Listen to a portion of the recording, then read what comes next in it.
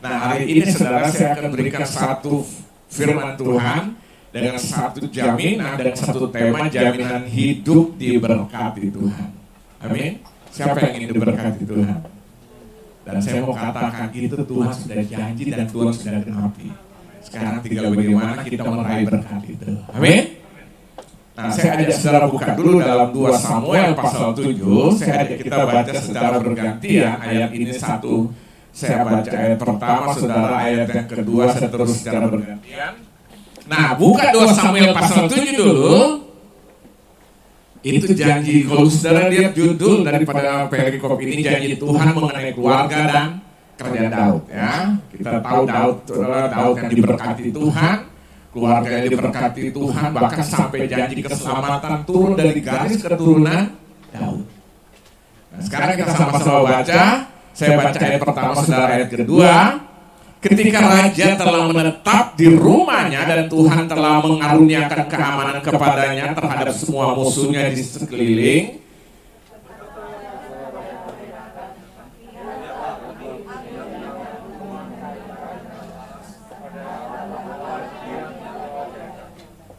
kurang kompak. Namun di gereja kadang-kadang banyak nggak kompak. Ayat berapa sekarang? Ayat ketiga, lalu berkatalah Natan kepadanya, baik, lakukanlah segala sesuatu yang dikandung hatimu, sebab Tuhan menyertai engkau. Ya.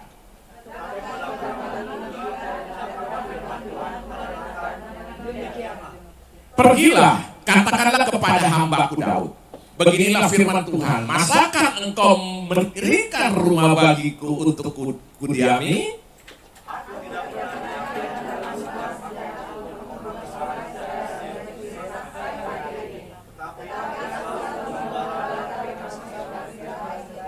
Ayat ke-7, selama aku mengembara bersama-sama seluruh orang Israel, pernahkah aku mengucapkan firman kepada salah seorang hakim orang Israel yang kuperintahkan mengembalakan umatku Israel demikian? Mengapa kamu tidak mendirikan bagiku rumah dari kayu aras? Berarti pernah tidak Allah memerintahkan seperti ini? Tidak. Terus ayat 8.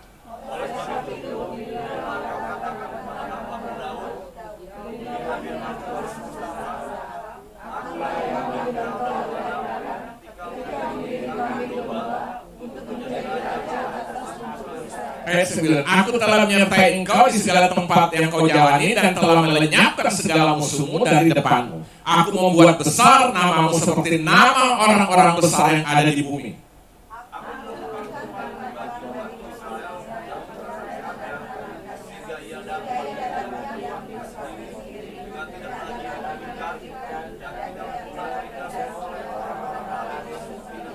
Sejak aku mengangkat hakim-hakim atas umat Israel, aku mengaruniakan keamanan kepadamu daripada semua musuhmu. Juga diberitahukan Tuhan kepadamu, Tuhan akan memberikan keturunan kepadamu.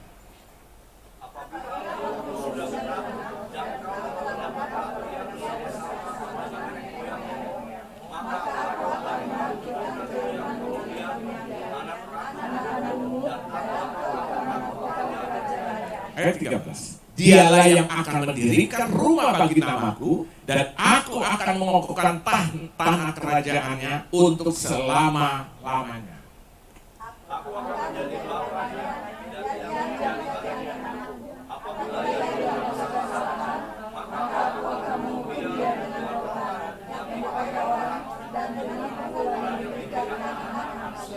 Tetapi kasih setiaku tidak akan hilang daripadanya, seperti yang hilangkan daripada Saul, yang telah kujauhkan dari hadapanmu.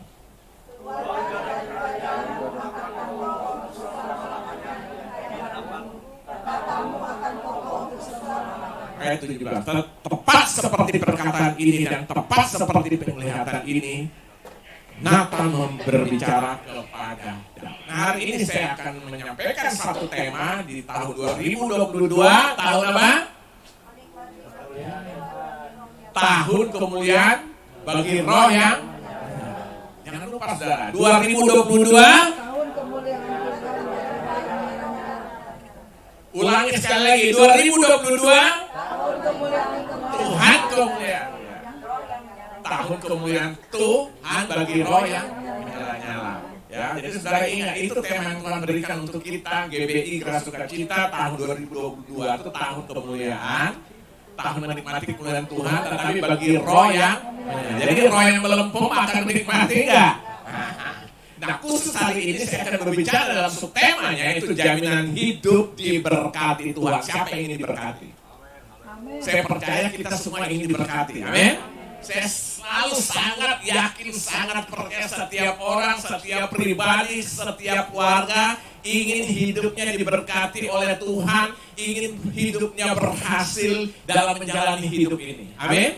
Semua orang di seluruh dunia ini saya percaya mempunyai satu konsep yang sama, saya hidup diberkati dan saya hidup berhasil.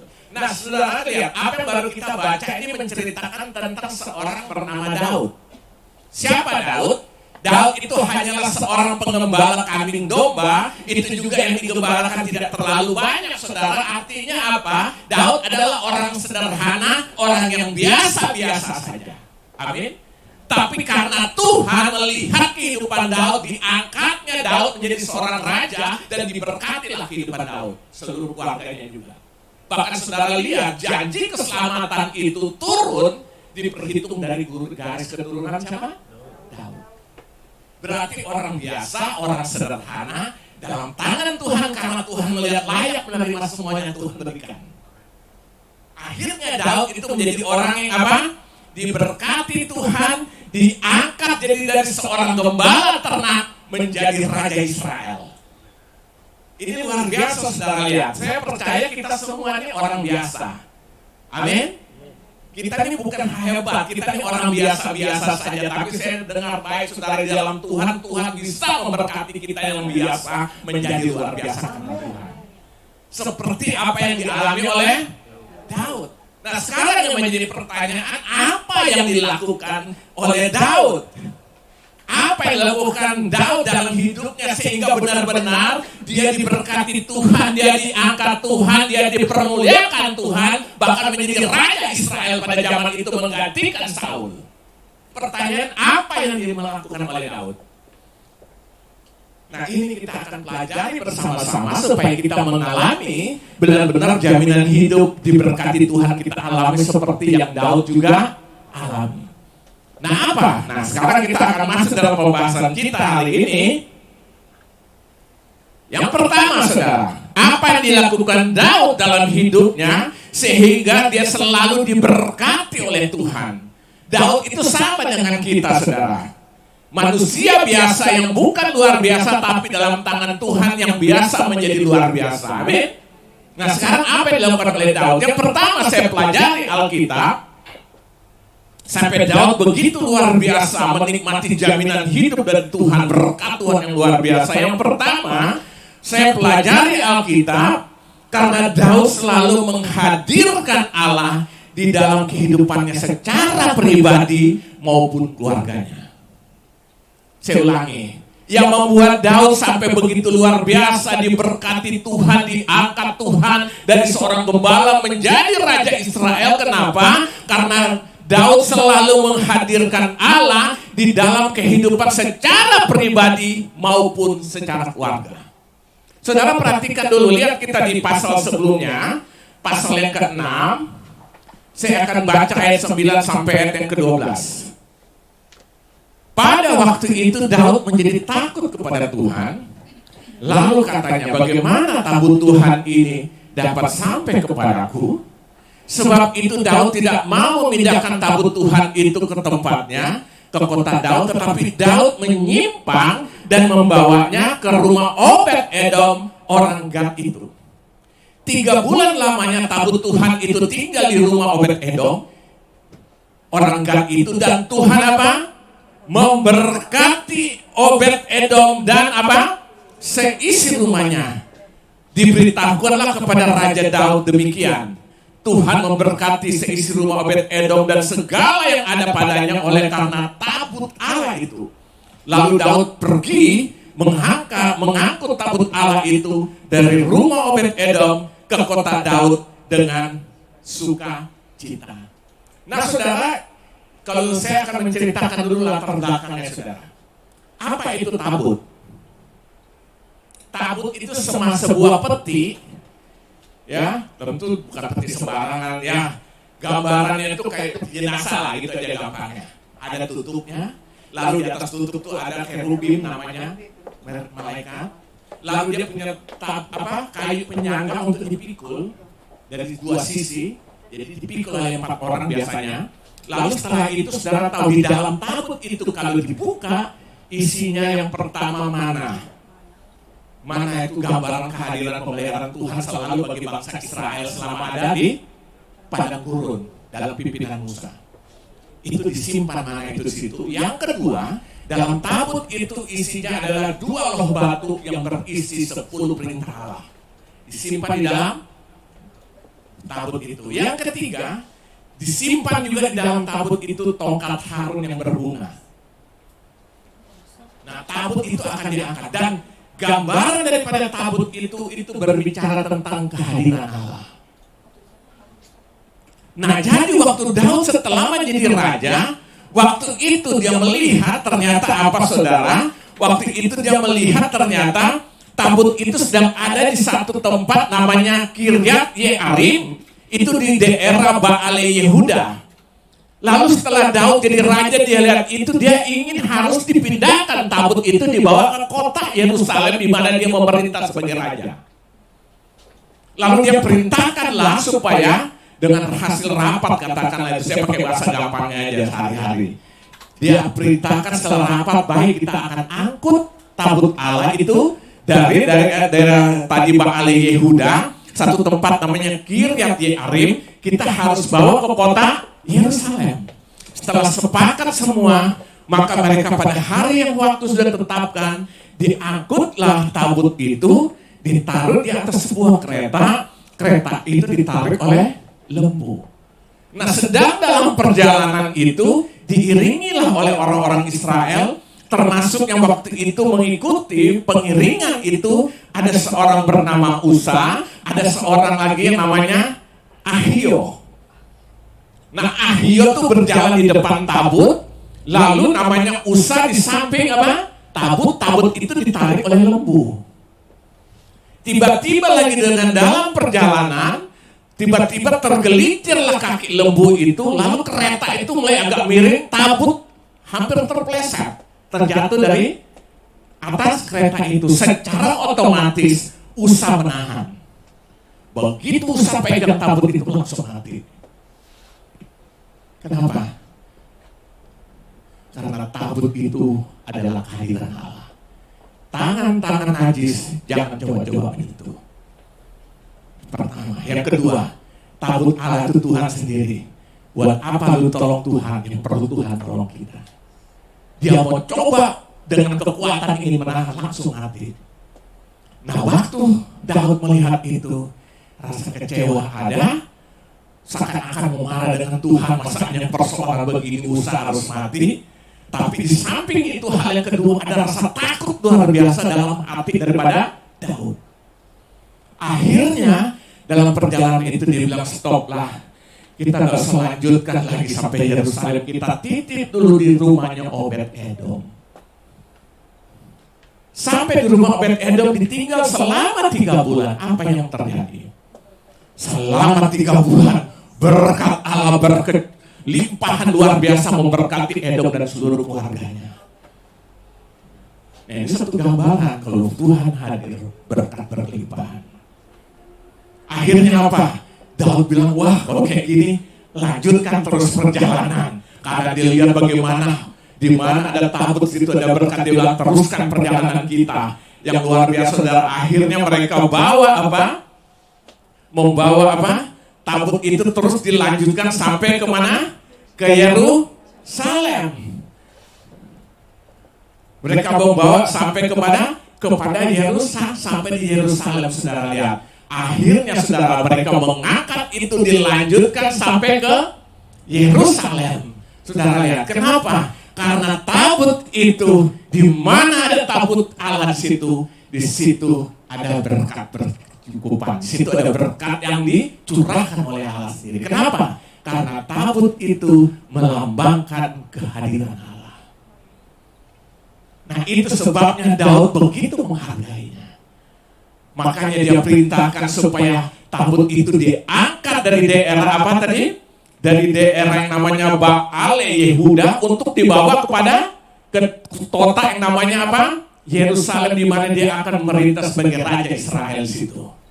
Diangkutlah tabut itu. Nah, ini menggambarkan Daud selalu menghadirkan Allah di dalam kehidupan pribadinya dan keluarganya. Artinya apa? Setiap di mana Tuhan hadir, di mana setiap kita menghadirkan Allah dalam hidup pribadi kita, di situ berkat Tuhan akan tercurah. Amin. Nah, artinya apa, saudara? Untuk hidup diberkati oleh Tuhan itu bukan dengan cara-cara kita lagi. Untuk hidup diberkati Tuhan bukan dengan akal-akalan kita lagi. Tapi untuk hidup diberkati oleh Tuhan, ya kan? Kita harus selalu hidup kita di dalam apa?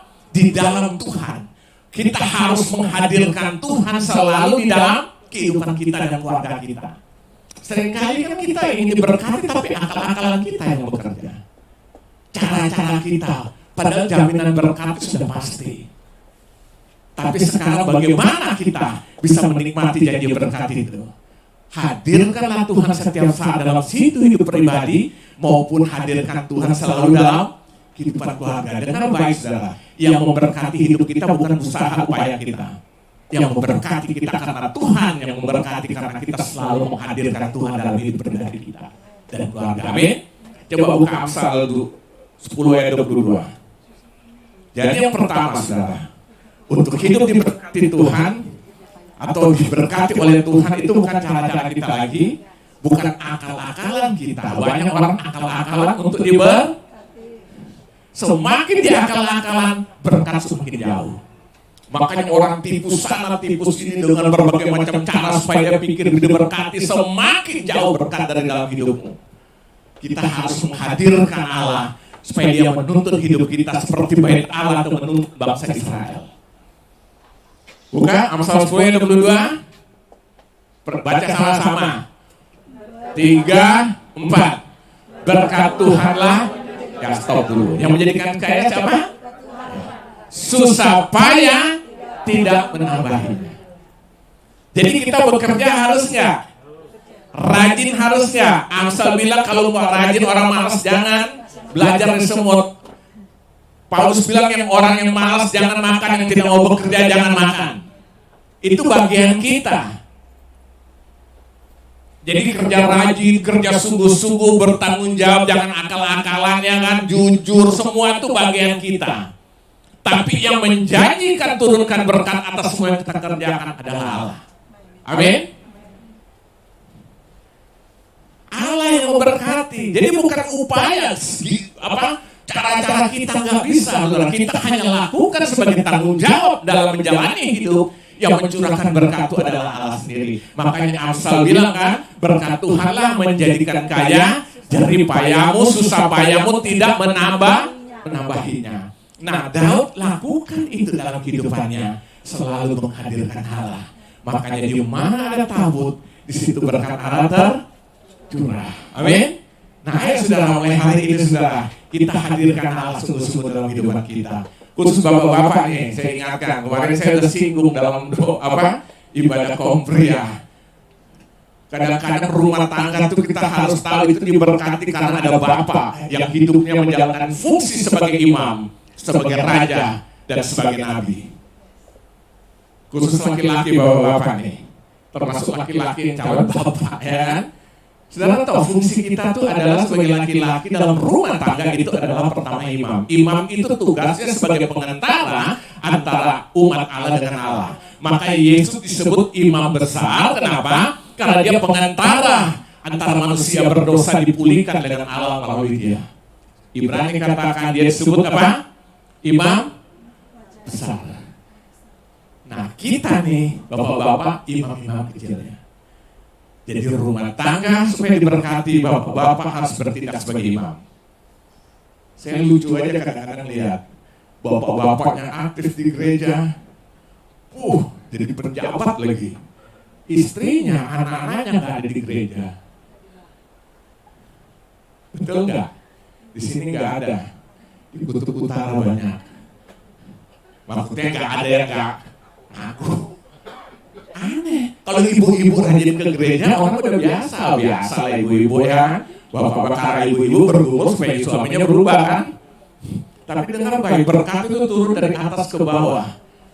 Seperti embun turun dari bukit Hermon ke bukit Sion. Seperti minyak yang turun dari kepala Harun mengalir ke janggut terus ke jubahnya. Ikan busuk mulai dari mana? Kepala.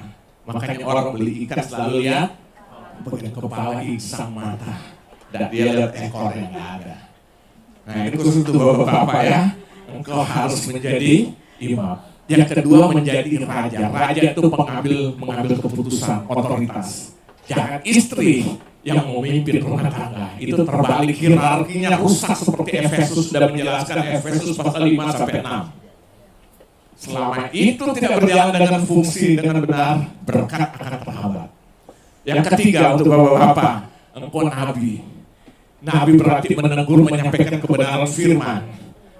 Tegur, salah dong, gimana dong? Itu Alkitab ajarkan.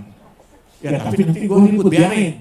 Waktu kita menyampaikan kebenaran, istri kita misalnya ribut, berarti dia sedang berhadapan dengan firman. Firman akan membela kita. Saya pernah didatangi oleh seorang bapak rumah tangga. Dia minta berdoa. Dia rupanya berkasus terus dengan istrinya.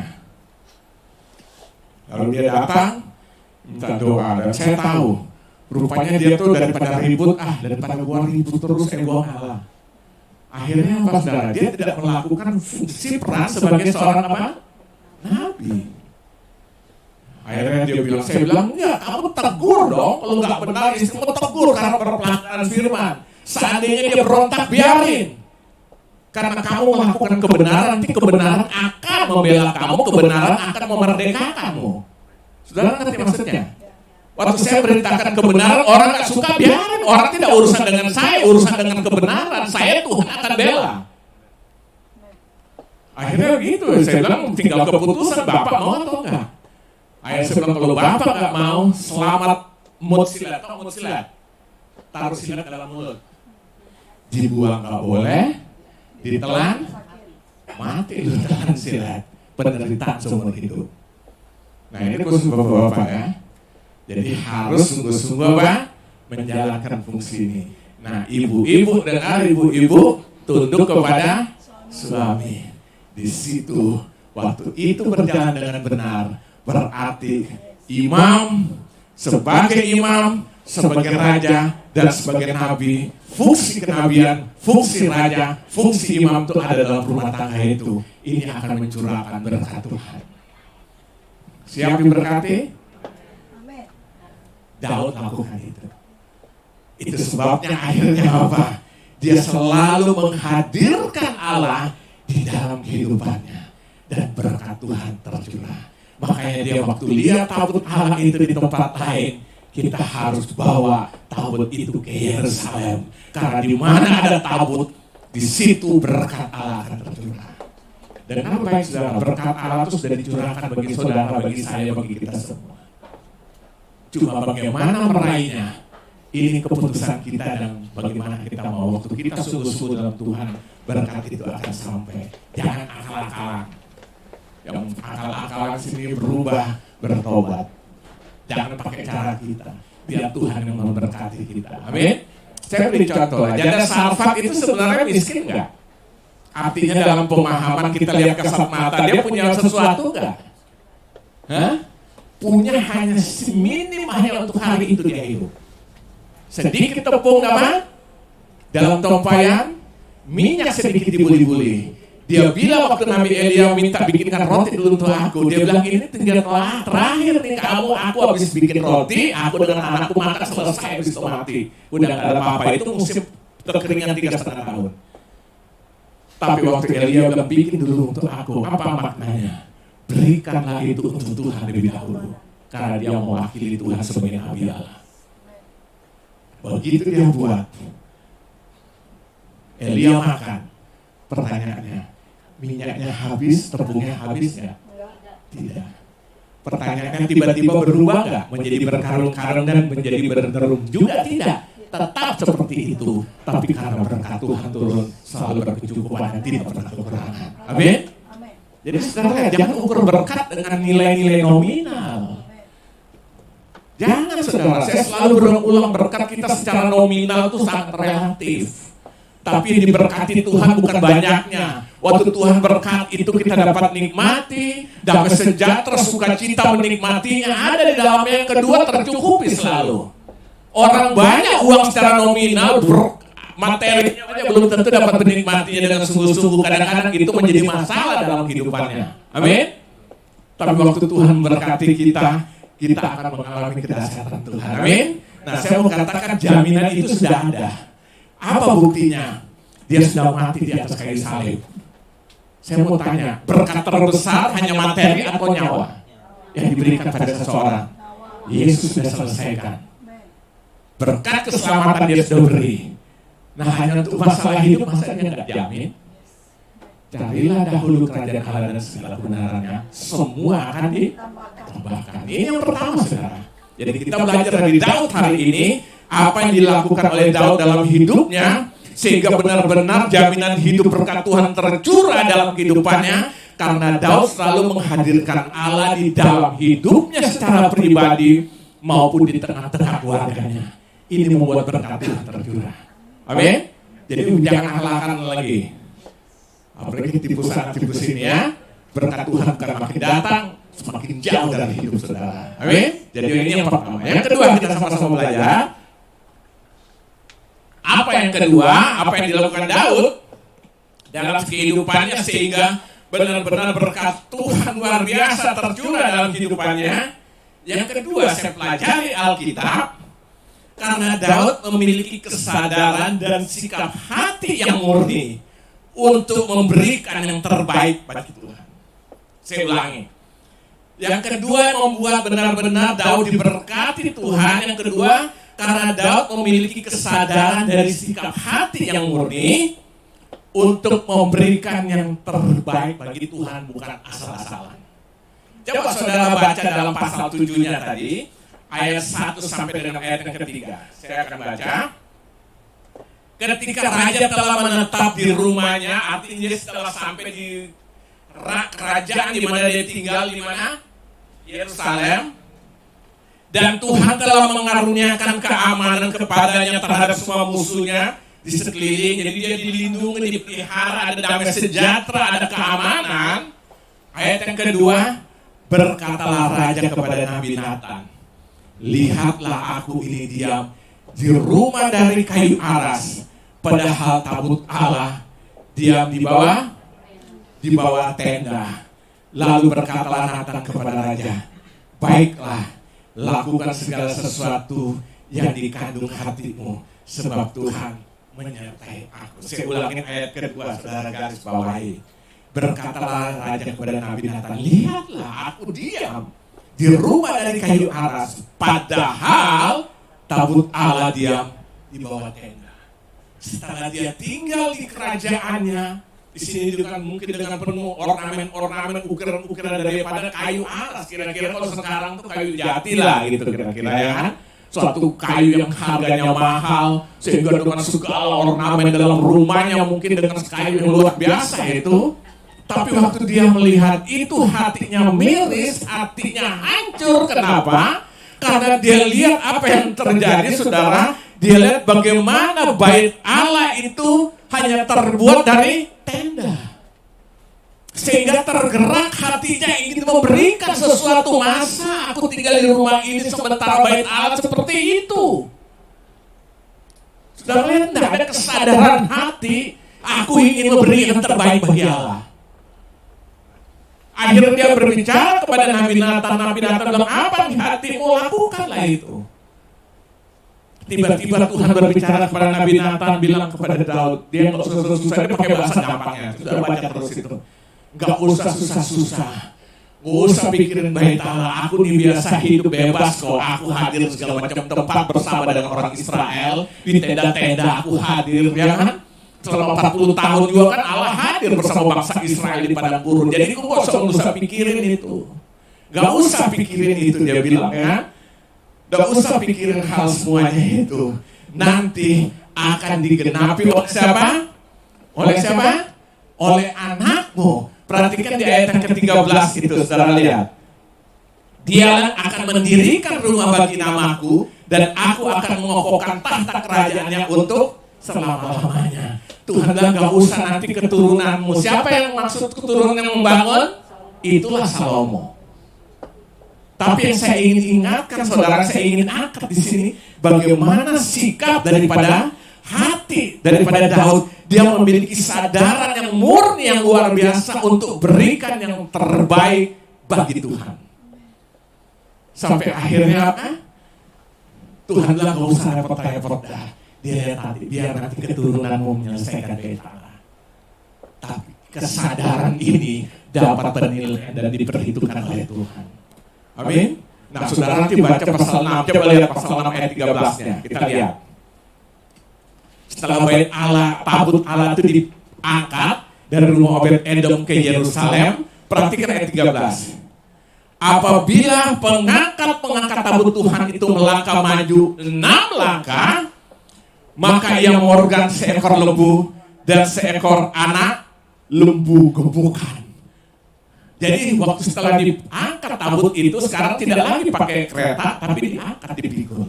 Setiap 6 langkah, maka dipersembahkan korban lembu yang terbaik, anak lembu yang gemuk yang berkualitas. Saudara bayangkan itu berapa ribu langkah dari daerah rumah Obed-Edom sampai ke Yerusalem. Kalikan setiap 6 langkah, ada 2 korban lembu. Lembu besar gemuk dan juga anak lembu yang paling berkualitas sembelih dikorbankan. Ini kan menunjukkan kualitas hati untuk berikan terbaik bagi Tuhan dilakukan oleh Daud. Makanya gak heranlah berkat Tuhan apa? Dicurahkan. Nah, saya mau katakan hari ini, saudara. Sering kita harus jujur hari ini. Seringkali kita ikut Tuhan, kita melayani Tuhan hanya sekedar supaya kita diberkati Tuhan. Betul nggak? Jujur. Supaya aku jadi kaya, aku tidak punya rumah jadi punya rumah, aku tidak punya kendaraan, aku jadi punya kendaraan. Jujur, kadang-kadang kita ikut Tuhan, ini yang kita pikirkan dalam otak kita. Akhirnya apa? Tuhan itu kita eksploitasi untuk keuntungan pribadi. Benar nggak? Saya mau tanya saudara hari ini ke gereja atau apa? Ungkapan syukur sehingga aku mengorbankan hidupku bagi kemuliaan Tuhan, atau karena supaya aku diberkati? Hah? Benar. Ya kalau benar-benar itu puji Tuhan. Selama ini paradigma ini kita putar balikan. Daud dia berpikir bagaimana aku bisa berikan terbaik karena dia tahu Tuhan sudah berikan yang terbaik bagi dia. Tuhan sudah berikan terbaik belum buat kita. Sudah 2022 tahun di atas kayu salib. Sampai dia bilang, ampunilah mereka karena mereka tidak tahu apa mereka perbuat. Alkitab bilang gara-gara kita lah dia harus disalibkan. Dia tidak berdosa telah jadikan berdosa karena kita. Habis-habisan dia sudah beri.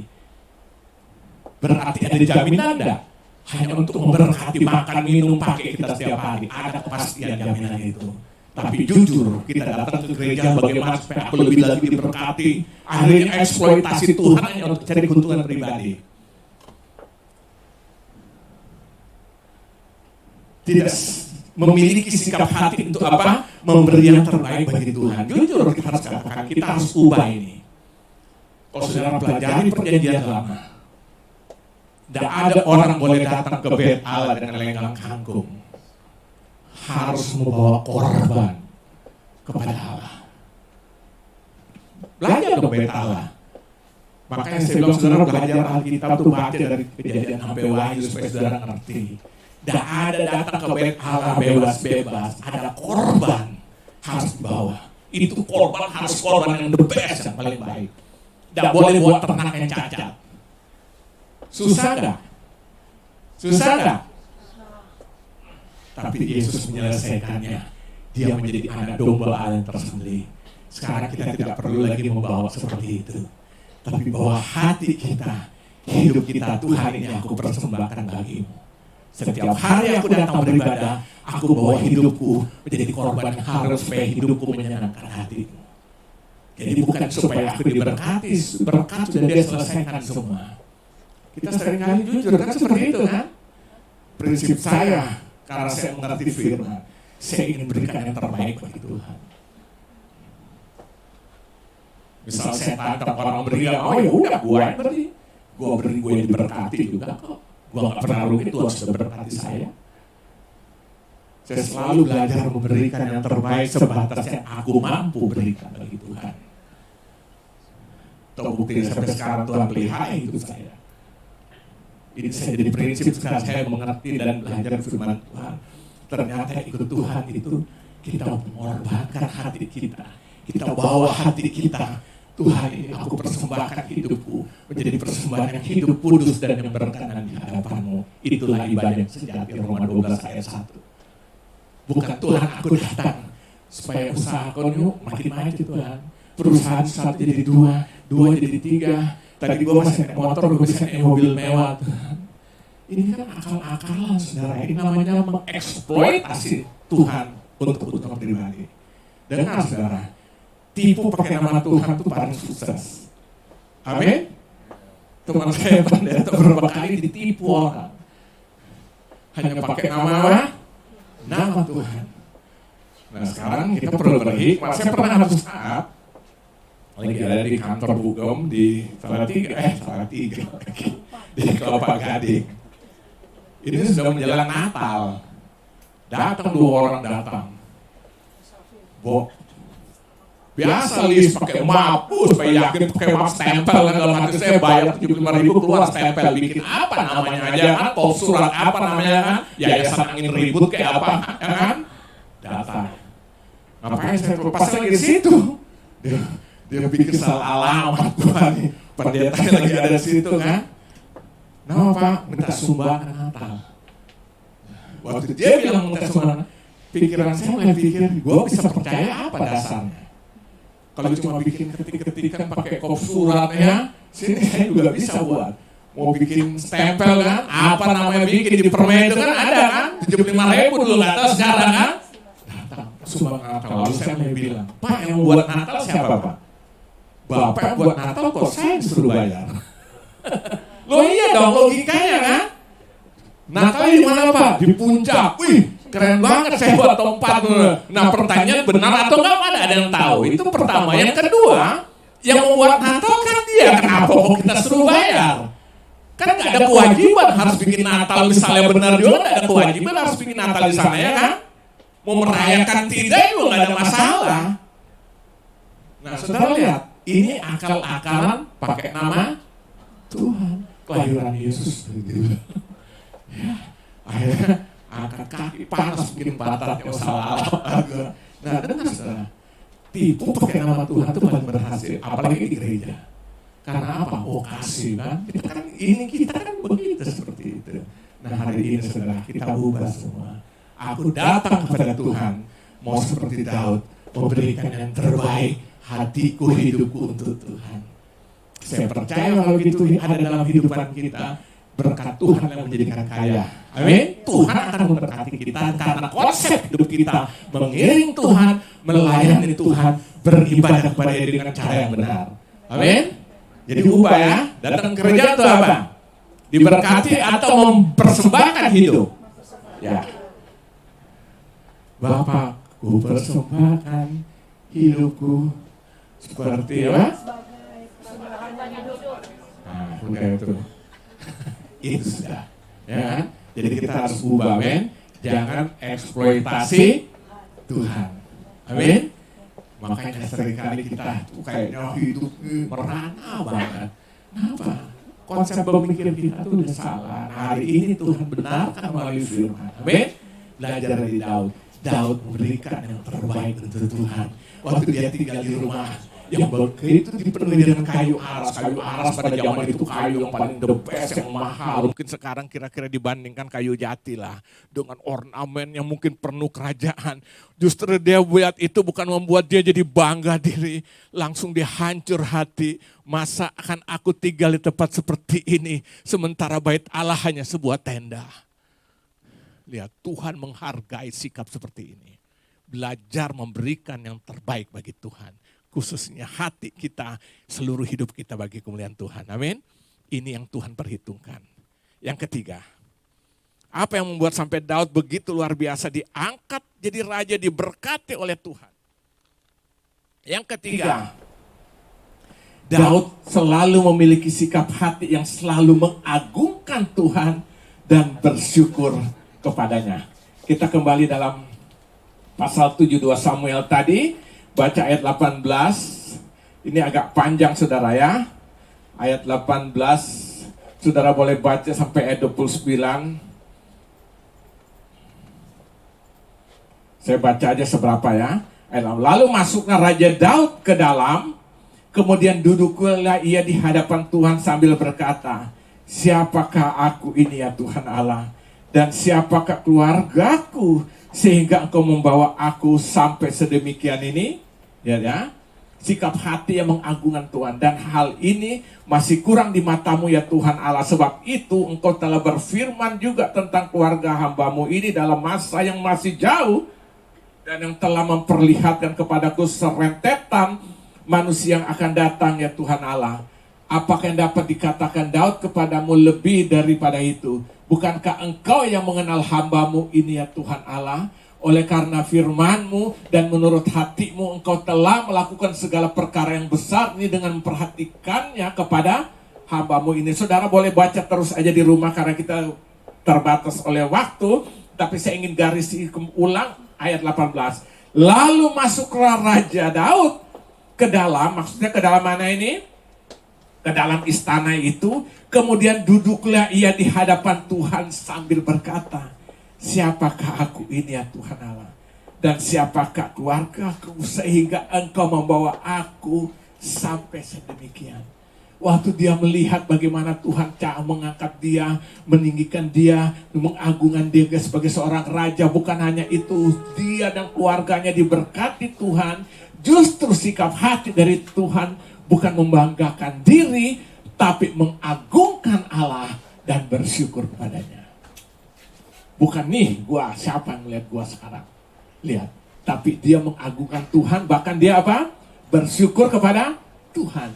Makanya saudara boleh baca kitab Mazmur itu sekitar 60%, bahkan 75% itu ditulis oleh Daud. Isinya hanya pengagungkan. Mazmur itu dinyanyikan saudara. Mazmur itu dinyanyikan. Dia selalu meninggikan Allah. Bayangkan waktu dia sedang mengembalakan kambing domba sejak masa mudanya, selalu ada kecapi yang dia sangkutkan di tubuhnya. Ada kecapi, ada gambus. Jadi saya dalam renungan saya kadang-kadang saya ngebayangkan dia lepas itu kambing domba di padang-padang gurun yang dia lihat ada rumput.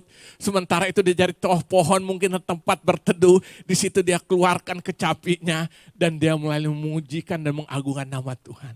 Gimana Tuhan gak disenangkan? Sampai Alkitab berkata, Tuhan berkenan kepada Daud. Kata berkenan itu the best. Kalau hidup kita sampai berkenan, udahlah. Gak usah mikir yang lain. Itu luar biasa. Inilah yang dilakukan oleh Daud. Bayangkan dia sambil lalu masuklah Raja Daud ke dalam, kemudian duduklah ia di hadapan Tuhan sambil berkata, siapakah aku ini ya Tuhan Allah? Dan siapakah keluargaku sehingga engkau membawa aku sampai sedemikian? Ini kan satu sikap hati yang menyadari luar biasa sampai dia mengagungkan Tuhan. Nah coba saudara lihat dalam Mazmur 116 ayat 12. Jadi sikap hati seperti ini saudara yang kita harus miliki, amin. Yang selalu apa? Mengagungkan Tuhan dan selalu bersyukur kepada lihat. Bagaimana akan kubalas kepada Tuhan segala kebajikannya kepadaku? Ini kan satu tanda tanya yang dimana dia mengerti sebenarnya. Tapi dia rasa dia tidak bisa membalas karena kebaikan Tuhan luar biasa itu. Sampai dia bertanya bagaimana akan kubalas kepada Tuhan segala kebajikannya kepadaku. Artinya dia menyadari kebajikan Tuhan luar biasa. Dia sebenarnya tidak bisa membalas. Maka dia bilang bagaimana aku harus membalas. Sama seperti tadi dia katakan ayat 18. Ya kan? Masuklah lalu berkata, siapa aku ini ya Tuhan? Siapakah aku ini Tuhan? Jadi biji matamu Dengan apa akan ku balas Tuhan selain puji dan sembah Kau. Amin. Kita tidak bisa balas kebaikan Tuhan. Tidak bisa. Sudah habis-habisan. Siapa yang ingin merasakan kasih Tuhan lebih lagi? Angkat tangan. Banyak. Nggak bisa. Kenapa? Dia sudah beri habis-habisan. Udah habis, nggak ada lagi dia bisa beri. Tinggal tergantung kita meresponi. Seberapa besar hati kita merespon kasih itu, sebesar itu kita bisa merasakan kasihnya. Saudara cuma buka hati 10% meresponi kasih Allah, maka kasih yang kau rasakan cuma 10%. Semakin kita buka sebesar-besarnya meresponi kasih itu, sebesar itu kita akan menikmati kasih Allah. Dari dia sudah selesai, tetelestai, sudah habis, sudah selesai, sudah genap. Tergantung kita. Jadi sudah 100% dia beri, udah gak ada lagi. Habis-habisan. Untuk bisa menikmati sebagaimana besarnya, tergantung hati kita meresponi kasih.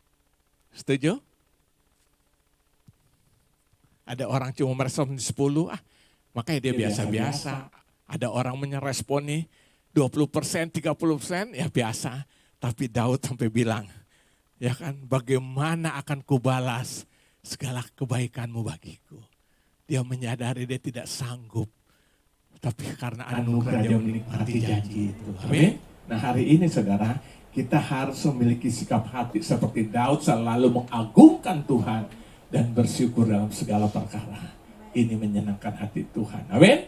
Ya hari ini saudara, ayo kita seperti itu saudara. Yang terakhir yang keempat.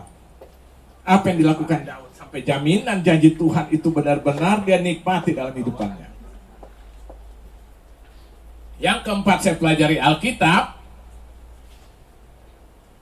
Dan akhirnya yang terjadi ya. Jadi yang digenapi oleh Tuhan sebagai dampak. Oleh karena apa? Karena Daud itu selalu menghadirkan Allah dalam kehidupan dan keluarganya. Daud memiliki kesadaran dari sikap hati yang murni untuk memberikan yang terbaik bagi Tuhan. Dan Daud memiliki sikap hati selalu mengagungkan Tuhan dan bersyukur kepadanya. Akhirnya janji yang digenapi Tuhan, dampak yang terjadi dalam kehidupannya. Perhatikan ayat 15 dan ayat yang ke-17 ini sebagai dampak. Tetapi kasih setiaku tidak akan hilang daripadanya. Seperti yang kuhilangkan daripada Saul, yang telah kujauhkan dari hadapanmu. Keluarga dan kerajaanmu akan kokoh untuk selama-lamanya di hadapanku. Tahtamu akan kokoh untuk selama-lamanya. Tepat seperti perkataan ini dan tepat seperti penglihatan ini Nathan berbicara kepada Daud. Saudara lihat, akhirnya terjadi di dalam kehidupan Daud dan keluarganya sebagai janji yang digenapi Tuhan sebagai dampak.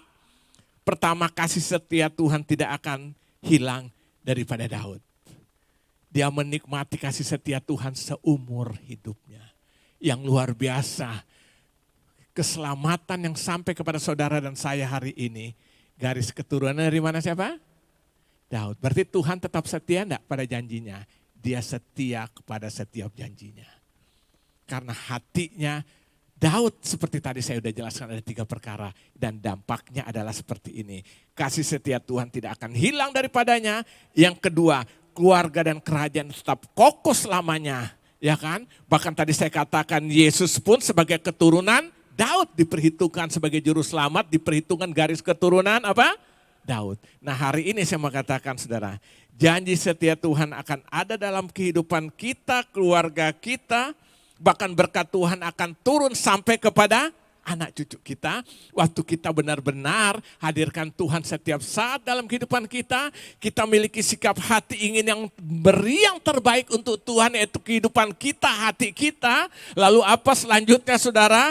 Yang selanjutnya kita miliki sikap hati pengagungan selalu akan Dia. Bersyukur selalu kepada Dia. Maka kita juga akan menikmati janji Tuhan dalam kehidupan kita. Amin. Seringkali kita cuma mau diberkati tapi tidak mau melakukan apa yang Tuhan ingin supaya kita lakukan. Coba ayat terakhir buka Mazmur pasal 37 ayat 25. Dahulu aku muda, sekarang telah menjadi tua, tetapi tidak pernah kulihat orang benar ditinggalkan Tuhan, jadi orang benar ditinggalkan Tuhan nggak? Tidak akan pernah. Atau anak cucunya minta roti.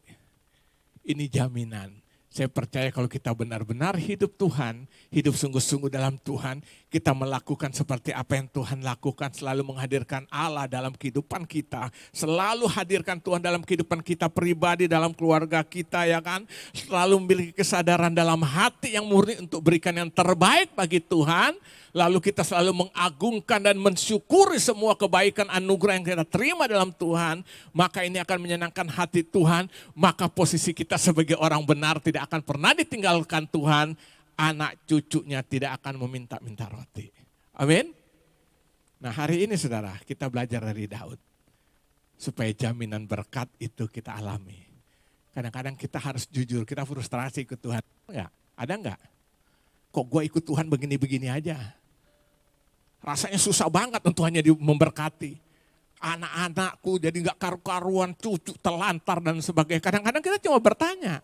Hari ini belajar dari Daud. Ubah seluruh paradigma hidup dan berpikir kita dalam mengiring Tuhan. Kalau itu kita ubah, kita menjadi orang benar. Tidak akan ditinggalkan Tuhan, ada jaminan sampai anak cucu diberkati oleh Tuhan. Amin. Tuhan Yesus memberkati. Amin.